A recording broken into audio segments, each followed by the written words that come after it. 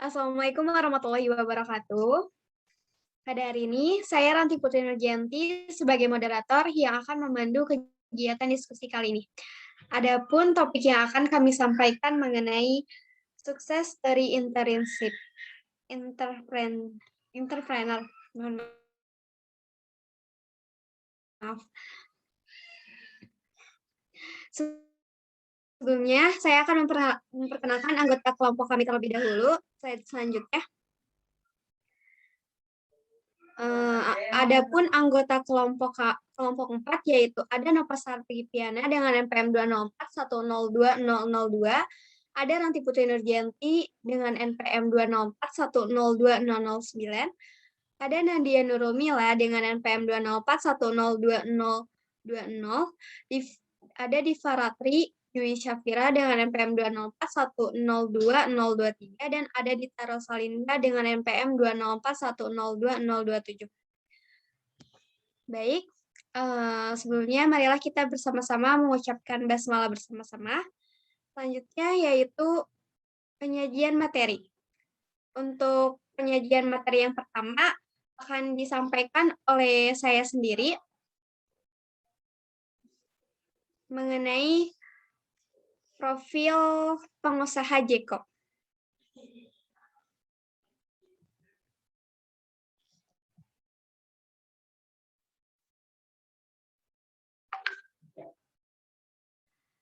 Joni Andrean lahir pada tanggal 5 Maret 1966 di Singkawang, Kalimantan Barat, dan merantau ke Jakarta di akhir tahun 1970-an. Ia merupakan anak seorang pedagang hasil bumi dan juga pengelola salon. Joni Andrean sebagai hairstylist menurun dari sang ibu. Kedua orang tuanya juga membesarkan Joni dari hasil membuka salon. Joni belajar dan menekuni bidang tata rambut dan tata rias. Di latar belakangi hal itu, Joni melihat peluang untuk melakukan hal yang sama dengan orang tuanya, membuka salon. Dari Kalimantan, Joni merantau dan mengadu nasib ke ibu kota. Slide selanjutnya. Nah, awal mula usaha yang dirintis Joni, mulanya itu salon. Sebelum ke Jeko itu, Joni Andrean membuka salon pertama di Jakarta Utara pada tahun 1978. Gerai salon pertamanya tergolong kecil dan layanan yang diberikan pun masih terbatas. Berkat usahanya yang tumbuh pesat, Joni Andrean Salon makin berkibar dan mulai ekspansi ke seluruh Indonesia. Puas dengan bisnis salon, Joni Andrean mulai merambah bisnis roti dengan membeli Aqua Laba, jaringan toko di roti populer asal Singapura. Riltak pada tahun 2003, kemudian dijual di Indonesia. Di bawah Riltak Indonesia, sebelum membuka gerai pertamanya di Mall Kelapa Gading, Jakarta Utara, Joni belajar mengenai roti dan terbang langsung ke Singapura. Alhasil, Riltak pun kini makin menjamur dan menjadi roti favorit banyak orang di Indonesia. Slide selanjutnya. Kesuksesan di bisnis salon dan roti Riltak ternyata membuat Joni tidak berpuas diri. Ia pun kembali melakukan ekspansi bisnis di industri beverage. Kali ini donat menjadi sasarannya. Saat akan membuka bisnis donat ini, Joni sempat berpikir untuk menggunakan konsep yang sama dengan Brital, yaitu memberi hak waralaba dari luar negeri. Namun setelah dianalisis, Joni kemudian mengurungkan niatnya karena donat luar negeri dirasa kurang memenuhi standar. Analisis Joni sendiri waktu itu memang tak sembarangan. Ia mendapatkan ilmu dan wawasannya dari kegiatan survei dan risetnya ke berbagai negara seperti Australia, Amerika Serikat, Jepang, dan berbagai negara Eropa di dunia. Alhasil, keputusannya untuk tidak membeli waralaba luar negeri pun sangat tepat dengan membawa nama Jeko Donat dan Cafe. Joni membuka gerai pertamanya pada tahun 2005. Slide selanjutnya. Nah, kemudian Joni membuka Jeko Donat dan Coffee adalah produk dalam negeri yang menggunakan konsep dari luar negeri dan disempurnakan dengan modernisasi dan kualitas terbaik. Jeko Donat dan Coffee ini ditujukan untuk menyerbu pasar asing. Persiapan Jeko Donat dan Coffee ini membutuhkan waktu yang lama, selama 3 tahun. Joni dan timnya mempelajari bisnis donat, mengeksplorasi resepnya, serta melakukan riset pasar dan sampling. Joni meluncurkan Jeko dengan konsep apa yang disukai dan hal ini bisa diterima di masyarakat. Pada tahun 26 Juni 2005, Jeko mulai beroperasi pertama kali di Supermall Karawaci, Tangerang, dan kemudian langsung membuka outlet sebanyak-banyaknya. Dalam waktu setahun sejak launching, Jeko telah memiliki 16 gerai dengan 450 karyawan untuk gerai saja. Dengan mengadopsi gerai terbuka seperti halnya retail Jeko, ternyata juga disambut pasar dengan luar biasa. Dalam waktu singkat ini, telah ada lebih dari 100 gerai Jeko yang tersebar di berbagai kota di tanah air. Bahkan, Jeko pun telah merambah ke negara tetangga seperti Malaysia, Singapura, Shanghai, dan Filipina. Terima kasih, cukup sekian yang dapat saya sampaikan. Materi selanjutnya akan disampaikan oleh Nopa Saripiana. Kepada Nopa Saripiana dipersilakan. Baik, terima kasih kepada moderator yang telah memberikan saya kesempatan untuk menjelaskan materi selanjutnya, yaitu mengenai karakteristik, kemampuan, dan kebiasaan yang dimiliki oleh Joni Andrean. Di balik kesuksesan Joni Andrean, ia memiliki sifat yang patut untuk dicontoh, karena ia tidak mungkin sukses apabila tidak memiliki sifat positif dan tekad yang kuat. Berikut saya akan menjelaskan beberapa sikap dan kepribadian yang bisa kita jadikan contoh dari seorang Joni Andrean. Untuk yang pertama yaitu pekerja keras. Untuk mempelajari apakah bisnis donat dengan sistem franchise cocok di Indonesia, Joni Andrean melakukan riset dengan metode survei di beberapa negara yaitu Amerika Serikat, Australia, Jepang, dan beberapa negara lain di Eropa. Itu membuktikan bahwa beliau adalah sosok yang bekerja keras. Yang kedua yaitu pantang menyerah. Pada tahun 1998, Joni Andrean Salon mengalami penjarahan. Tetapi hal itu tidak memudarkan semangatnya dalam berbisnis. Hingga pada tahun 2003, perjuangannya terjawab. Bisnisnya menanjak pesat dan beliau pun bisa merambah ke dunia usaha lain. Yang ketiga yaitu pandai membaca situasi. Dari 3 jenis usaha Joni Andrean yang berbeda, baik dari model maupun bidangnya, dapat disimpulkan bahwa beliau adalah seorang pembisnis andal yang memiliki intuisi baik. Kemampuannya dalam membaca situasi dapat membantu dalam proses menganalisis produk apa yang diinginkan masyarakat Indonesia serta bagaimana cara yang paling cocok untuk diterapkan pada pasar negara Indonesia. Untuk yang keempat yaitu nekat yang mendasar. Meskipun memiliki banyak penghalang, tetapi Joni Andrean selalu mengambil keputusan yang cukup nekat. Salah satunya yaitu keputusan membuat salon di tanah perantauan Jakarta. Sebagai putra daerah, tentu hal ini sangat berisiko, terutama jika bertemu dengan orang yang salah. Tetapi Joni Andrean tidak membuat keputusan itu tanpa berpikir panjang, karena sudah mempertimbangkan analitiknya, maka segala kesulitan masih dalam taraf dapat dilaluinya. Untuk yang selanjutnya yaitu berpikir logis dan tidak asal bermimpi. Sebuah mimpi akan tetap menjadi mimpi jika seorang tidak terbangun untuk meraihnya. Berkat mimpi besar dan logika tinggilah, Joni Andrean mampu merangkum berbagai keutamaan yang belum bisa dicapai banyak orang. Intinya, memulai suatu dari nol butuh perjuangan 100% agar bisa mencapai puncak. Usaha yang setengah-setengah hanya akan menghasilkan rasa lelah dan kegagalan. Karena saat ini jumlah saingan bisnis semakin banyak dan kreatif, maka pengembangan diri serta motivasi internal memang tidak dapat lagi diganggu-gugat. Untuk selanjutnya yaitu tekun belajar. Meskipun sudah memiliki ilmu di bidang kecantikan, Joni Andrean tidak langsung puas dan berhenti belajar. Sembari tetap berbagi ilmu di sekolah kecantikannya, beliau memperdalam ilmu cara membuat roti yang enak, sebelum kemudian membeli waralaba di tidak tanggung-tanggung, beliau sampai mengejar resep rahasia ke sikap selanjutnya, yaitu cakap dalam menjalani hubungan. Johnny Andrean dikenal cakap dan menjalin hubungan baik dengan rekan bisnis. Jika kenyamanan sudah terjalin dengan baik, maka selanjutnya hubungan bisnis bisa berkembang menjadi hubungan pertemanan atau bahkan kekeluargaan. Itulah yang menjadi sisi positif dari Johnny Andrean. Dengan kecakapannya pula lah, banyak orang yang tidak segan untuk berbagi ilmu, tips, dan membantunya dalam riset-riset di berbagai negara. Untuk selanjutnya yaitu setia terhadap bisnis. Bersama sang istri dan anaknya, Johnny Andrean mengajarkan bagaimana seseorang bisa sukses jika menjaga kesetiaan terhadap usahanya. Tidak hanya itu, keuletan dan inovasinya yang terus berkembang juga mempengaruhi. Kesetiaan pada bisnis dibuktikan saat Johnny Andrean tidak meninggalkan salonnya setelah terkena tragedi penjarahan. Bukti kesetiaan lainnya adalah saat membuka Bread Talk, Johnny Andrean memberikan inovasi apapun seperti transparansi cara pembuatan pada pengunjung agar tingkat kepercayaan mereka tetap terjaga.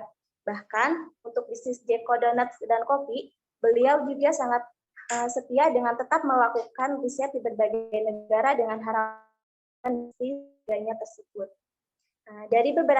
Dari beberapa sikap tersebut dapat disimpulkan bahwa sikap baik dan usaha keras tidak pernah mengkhianati hasil.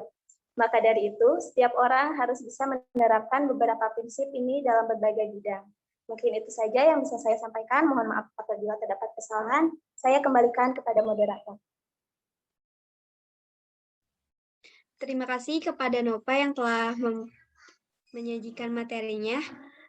Materi selanjutnya akan disampaikan oleh Dita. Kepada Dita dipersilahkan.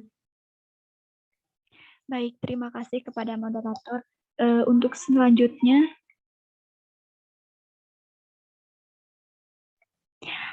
ada kendala dan cara mengatasinya. Bisnis awal Johnny Andrean adalah, yang pertama itu ada salon.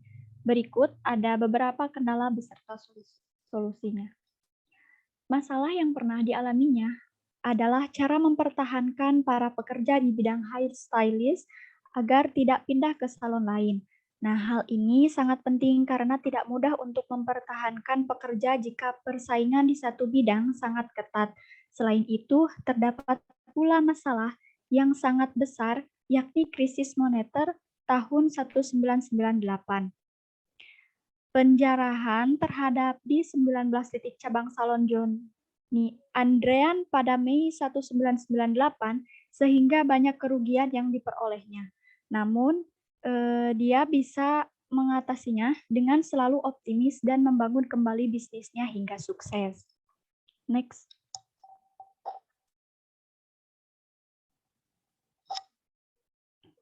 Nah, kemudian Johnny Andrean membuka usaha baru yaitu Bread Talk.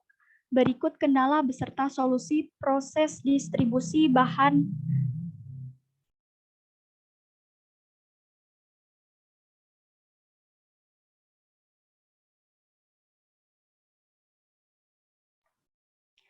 pada tahap ini. Kendala yang terjadi yaitu kurangnya armada logistik atau mobil kontainer yang akan digunakan untuk mendistribusikan bahan baku ke stor cabang akibat dari bahan baku yang diminta oleh stor cabang terlalu banyak. Jadi sehingga melebihi muatan di dalam mobil atau overload. Dalam mengatasi kendala yang terjadi, yaitu perusahaan atau Bread Talk harus dapat mengatur atau menetapkan batas maksimal kuantiti bahan baku atau barang yang diorder oleh tiap-tiap store agar tidak terjadi overload yang dapat menunda proses pengiriman bahan baku atau distribusi. Kemudian, pada saat pengiriman barang, terkadang terdapat kendala yang disebabkan dari eksternal maupun internal. Nah, setelah barang diterima, terkadang juga terdapat kendala, yaitu sering terjadi kerusakan bahan baku pada saat penerimaan bahan baku di loading dock mall store cabang akibat bahan baku tertumpuk karena tidak ditata dengan rapi, akibat mobil kontainer yang digunakan untuk distribusi kelebihan muatan atau overload. Next.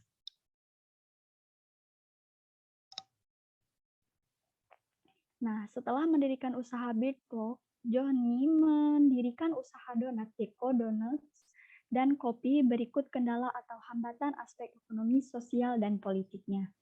Nah, yang pertama ada dari aspek ekonomi. Kebijakan bisnis dari pemerintah pada Permendag nomor 07 Mdag per 2 2013 tentang pengembangan kemitraan dalam waralaba, jenis usaha jasa, makanan, dan minuman berisikan peraturan untuk membatasi jumlah gerai sebanyak 250 unit. Nah, untuk hambatannya yaitu membatasi Jeko untuk membuka gerai lebih banyak di berbagai kota yang lain. Kemudian untuk solusinya, lapor kepada BEI selaku regulator pasar modal dan meminta perlindungan, dan setiap tahun Indonesia mengalami inflasi. Kemudian yang kedua ada pada pertumbuhan penduduk yang terjadi memunculkan sumber daya manusia yang baru dan dapat menjadi tenaga kerja bagi Francis Jeko, namun tidak semua angkatan kerja yang tersedia dapat memenuhi kualifikasi untuk menjadi tenaga kerja. Untuk hambatannya, banyaknya tenaga kerja yang kurang terampil dapat menyebabkan terjadi kesalahan sehingga merugikan perusahaan. Nah, untuk solusinya melakukan seleksi tenaga kerja dengan baik agar didapat tenaga kerja yang ahli dan sesuai bidangnya. Kemudian yang ketiga ada pendapatan nasional dan pendapatan per kapita. Yang dimaksud dengan pendapatan nasional itu merupakan keseluruhan pendapatan yang dimiliki dan diperoleh dari suatu negara. Sedangkan pendapatan per kapita merupakan keseluruhan pendapatan yang dimiliki dan diperoleh dari suatu penduduk di dalam suatu daerah.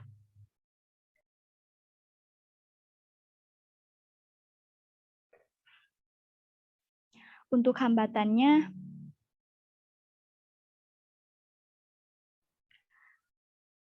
daya beli masyarakat yang mulai melemah dikarenakan harga kebutuhan pokok yang sering semakin meningkat.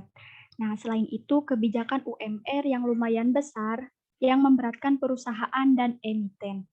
Untuk solusinya yaitu menetapkan UMR yang tidak memberatkan perusahaan dalam menetapkan pemberian gaji karyawan, serta pemerintah harus mengatur kembali harga kebutuhan pokok agar sesuai dengan pendapatan yang diterima masyarakat agar tidak membebankan kepada masyarakat dan masih bisa untuk membeli hal lain di luar kebutuhan pokok.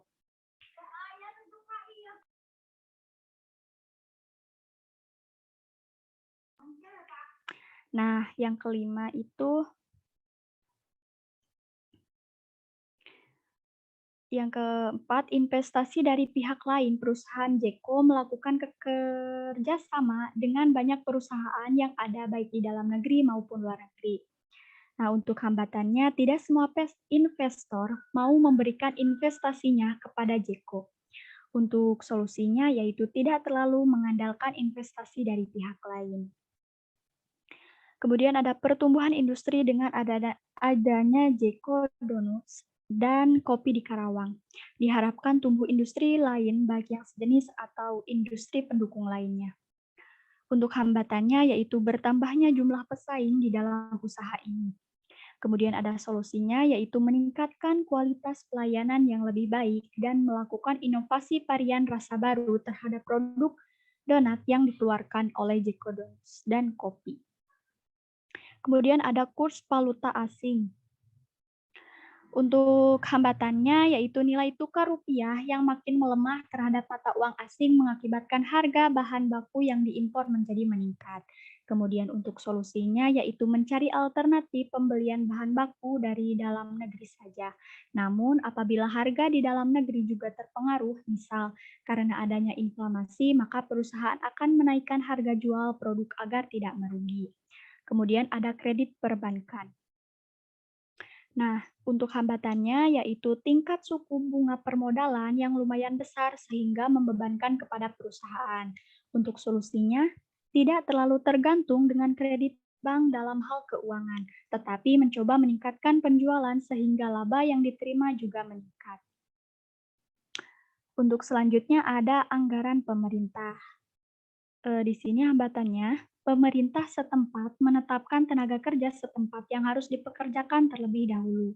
Kemudian untuk solusi, karena tidak semua tenaga kerja setempat memiliki keterampilan, maka kemudian penganggaran pemerintah. Nah, di sini untuk hambatannya, tidak meratanya pembangunan infrastruktur jalan yang ada di Karawang, terlebih lagi di desa-desa, sehingga menyebabkan akses jalan untuk mencapai Jeko dan kurang baik, sehingga berdampak pada tidak jadinya pembeli untuk datang ke Jeko yang letaknya di kota. Kemudian untuk solusinya, pemerataan pembangunan infrastruktur jalan di setiap desa di Karawang. Kemudian ada neraca pembayaran. Untuk hambatannya, seiring dengan bertambahnya utang negara melalui pinjaman kepada pihak asing, maka pemerintah mengoptimalkan pendapatan negara untuk melunasinya, salah satunya dari pajak. Nah, untuk solusi membayar pajak secara tepat waktu karena membayar pajak merupakan peranan penting dalam penerimaan negara, sehingga bisa membantu dalam hal pendapatan negara. Next.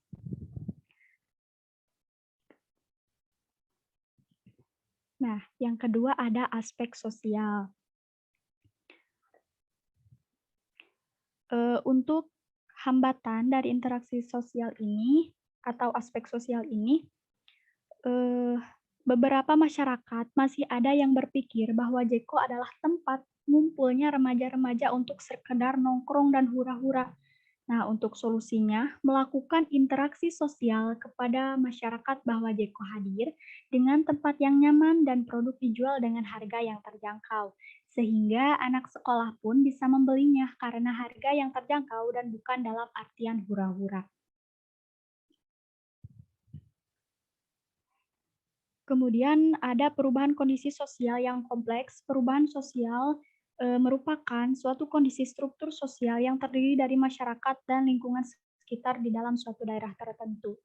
Untuk hambatannya ada karena Jeko hadir dengan tempat yang nyaman dan sesuai dengan semua umur, maka tidak jarang para siswa sekolah saat pulang sekolah langsung mampir untuk sekedar menikmati donat dan duduk-duduk santai bareng teman-teman.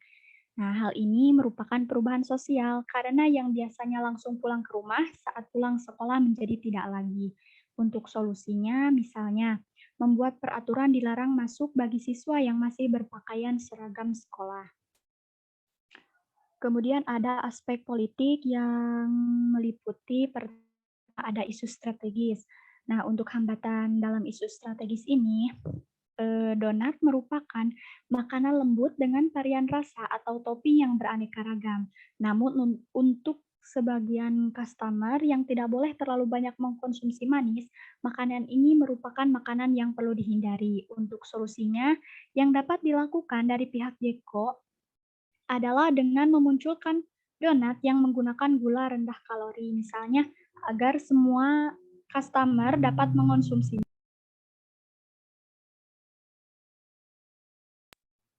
Kemudian ada penyelenggaraan pemerintahan.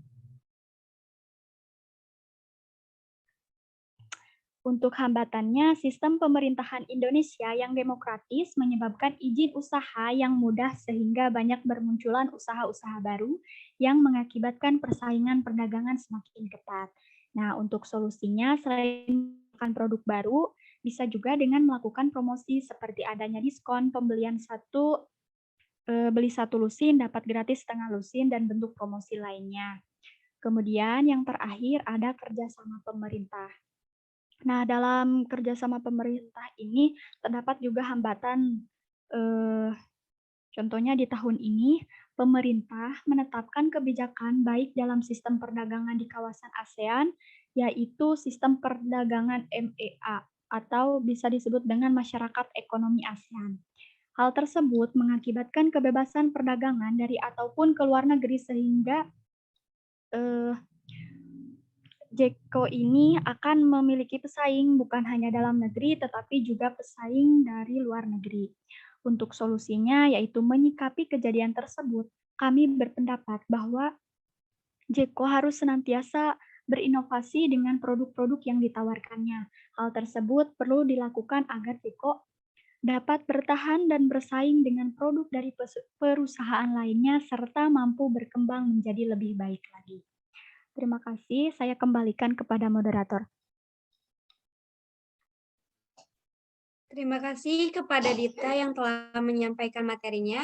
Materi selanjutnya akan disampaikan oleh Nadia. Kepada Nadia dipersilahkan. Baik, terima kasih moderator. Untuk materi selanjutnya tentang strategi pemasaran produk dan profit. Untuk yang pertama, tentang strategi pemasaran, yaitu cermat membaca potensi pasar. Dari citra merek, desain, gerai, serta approach yang dilakukan oleh Jeko, terlihat bahwa merek donat yang satu ini menyasar market menengah ke atas. Seperti yang telah diketahui, kalangan menengah ke atas cukup terkenal dengan karakter loyal, ingin kenyamanan, juga mementingkan kualitas. Tidak heran bila alih-alih dilengkapi bangku plastik, gerai-gerai Jeko justru dibekali dengan sofa-sofa yang nyaman serta mewah, yang diciptakan melalui pengaturan lampu ataupun tata letak ruang. Untuk yang kedua, pengembangan kualitas produk. Terlepas dari potensi yang ada dan peluang yang berhasil ditangkap oleh sang pemilik, bisnis kuliner pastinya tidak terpisah dari cita rasa. Merek ini secara konsisten berupaya menghadirkan donat yang lembut sekaligus fluffy. Tidak selesai sampai di sana, aneka varian rasa dihadirkan melalui bahan-bahan topping yang premium. Dengan begitu, Jeko bukan hanya menghadirkan donat lezat, melainkan memberikan banyak sekali pilihan rasa kepada konsumen. Dari strategi yang dilakukan Jeko Donat, merek-merek lokal lain bisa membuat catatan penting. Misalnya, selalu jeli mengamati peluang serta mengembangkan dan menjaga kualitas secara konsisten. Di samping itu, dari desain gerai dan penamaan produk Jeko, kita juga bisa belajar tentang desain unik serta autentik. Sebelumnya sudah dibahas tentang bagaimana Jeko menjadikan gerainya terlihat nyaman, mewah, dan yang terpenting berbeda dari merek donat pesaingnya.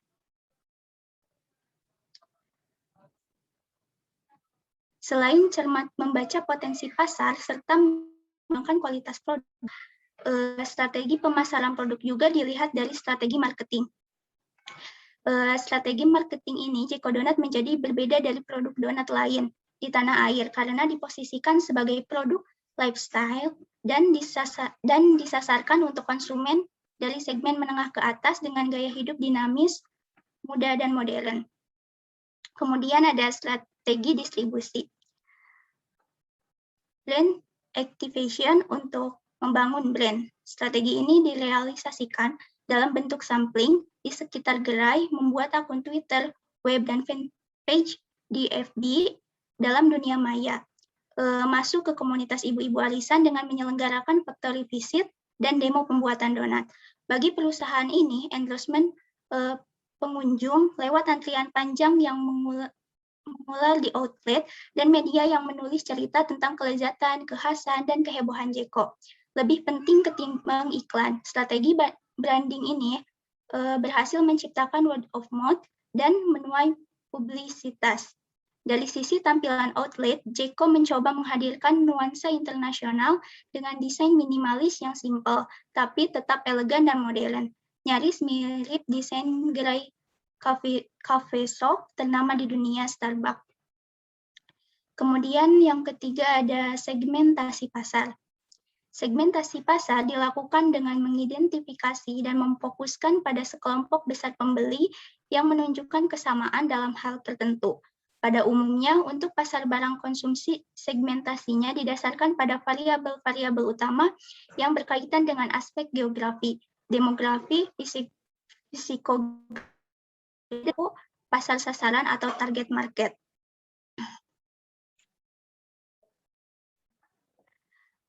Berikut segmentasi pasar Jeko Donat & Cafe.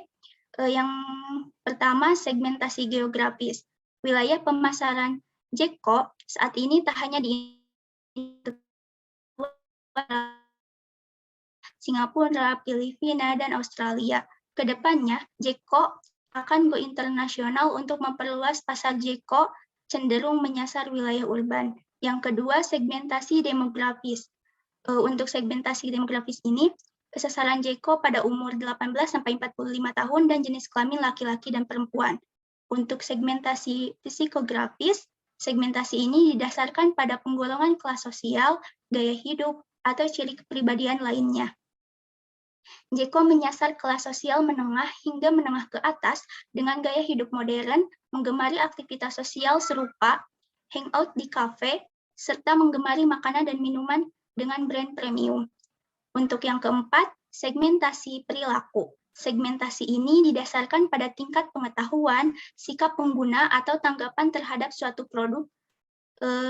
Segmentasi ini dapat dibedakan atas dasar kesempatan penggunaan manfaat yang dicari, status pemakai, dan tingkat pemakaian JECO, tidak mengenal kesempatan penggunaan. Sedangkan dari sisi manfaat yang dicari, ia dapat menjadi lambang status dan instrumen pemenuhan cita rasa masyarakat. Selain itu, JECO menyasar konsumen potensial dan konsumen tetap brand pesaing untuk memperluas pasar serta tidak mengenal tingkat pemakaian. Untuk profitnya sendiri, harga satuan donat JECO adalah Rp6.000. Jika setiap tahun mereka berhasil menjual 80 juta butir per tahun, artinya pendapatan mereka mencapai Rp480 miliar dalam 1 tahun. Belum lagi pendapatan dari produk lain seperti kopi, sandwich, juga frozen yogurt. Sekian materi yang dapat saya sampaikan, saya kembalikan kepada moderator. Terima kasih kepada Nadia yang telah menyampaikan materinya. Selanjutnya, materi akan disampaikan oleh Diva. Kepada Diva dipersilahkan. Baik, terima kasih kepada moderator yang sudah mempersilahkan saya untuk menyampaikan materinya. Untuk materi yang selanjutnya ada inovasi dari produk JECO-nya sendiri. Jadi, untuk inovasinya ini agar berbeda dengan kompetitornya, JECO mengusung konsep boutique bakery dan coffee shop. JECO juga mengusung konsep open kitchen sehingga pembeli bisa melihat langsung cara pembuatannya. Selain konsep tempat yang diusung, inovasi dari segi rasa dan juga topping donat juga menjadi kuncinya. JECO berusaha agar selalu inovatif dan peka sehingga JECO selalu mengikuti selera dari konsumennya. Selain berinovasi dari segi produk donatnya, JECO juga memiliki varian dalam menunya seperti adanya menu kopi dan yogurt. Kopi dan donat merupakan perpaduan yang sangat bagus. Inilah yang bisa menarik konsumen. Dan juga varian kopi yang ada pada JECO sangat banyak, sehingga bisa menyediakan banyak alternatif pilihan kepada konsumennya. Baru-baru ini, JECO mengeluarkan produk baru, yaitu sandwich yang cukup diminati oleh konsumennya. Dengan banyaknya menu yang ditawarkan JECO, lebih bisa menarik konsumen ketimbang kompetitornya, karena bukan tak mungkin dalam beberapa tahun ke depan, JECO akan mengeluarkan produk baru. Apalagi saat ini JECO mengusung konsep tema tempat one step cafe, yakni bangunan 3 lantai dengan kafe atau toko yang berbeda-beda di tiap lantainya. Mungkin cukup sekian yang dapat saya sampaikan. Saya kembalikan lagi kepada moderator. Terima kasih. Terima kasih kepada Diva Ratri yang telah menyampaikan materinya. Demikian presentasi dari kelompok 4. Mohon maaf, saya sebagai moderator mohon maaf atas segala kekurangannya. Wassalamualaikum warahmatullahi wabarakatuh.